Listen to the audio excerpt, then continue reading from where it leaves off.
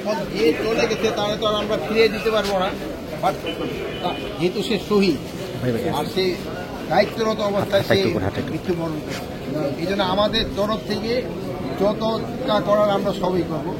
বোন, আপনার কোনো অসুবিধা যেন না হয়, এই জন্য আমরা সব ব্যবস্থা, আপনি আবার আপনার ছেলে যেন কোনো ধরনের কোনো অসুবিধা না হয়, ওইগুলি আমরা করবো, আমরা সব ব্যবস্থা নেব।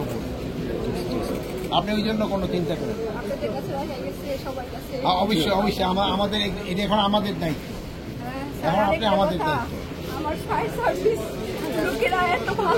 বিস্ময়কর এই উন্নয়নে গর্বিত জাতি, গর্বিত নতুন ধরা পরিবার, আবাসনে আস্থার আদর্শ, নতুন ধরা, নতুন প্রজন্মের নতুন পৃথিবী। সবারই কাজে মূল্যায়ন হয়, যেন আরো মূল্যায়ন হন, যেটা আপনি বলছেন এটা আমরা আরো দেখব। এখানে আমার স্যারেরা যেভাবে কাজ করে, যেভাবে প্রতিটা কর্মী ফায়ার ফাইটার কাজ করে, আমার মনে হয় না দেশের কোনো ফোর্স এভাবে কাজ করে। আমার হাজবেন্ড আমাকে সময় দিতে পারতো না এই দেশের জন্য। এখন আপনি শুধু দোয়া করবেন, এর আত্মার মাগফিরাতের জন্য দোয়া করবেন, আল্লাহ যেন তারা বেহেশত নসিব করে। আর এর তো আল্লাহ অলরেডি শহীদের মর্যাদা দিয়ে দিয়েছেন। আমাদের হুজুর তো জানাজার আগেও বলে দিয়েছেন যে যারা এইভাবে মারা যায় তারা শহীদের মর্যাদা পায়।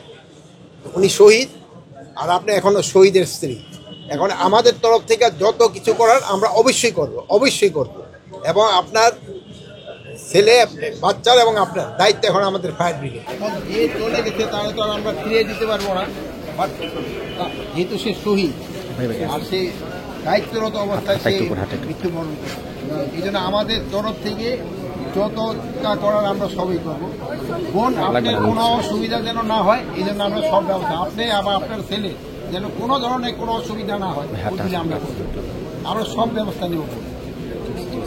আপনি ওই জন্য কোনো চিন্তা করেন। অবশ্যই অবশ্যই আমাদের এটা এখন আমাদের দায়িত্ব, এখন আপনি আমাদের দায়িত্ব। আমার ফায়ার সার্ভিস লোকেরা এত ভালো।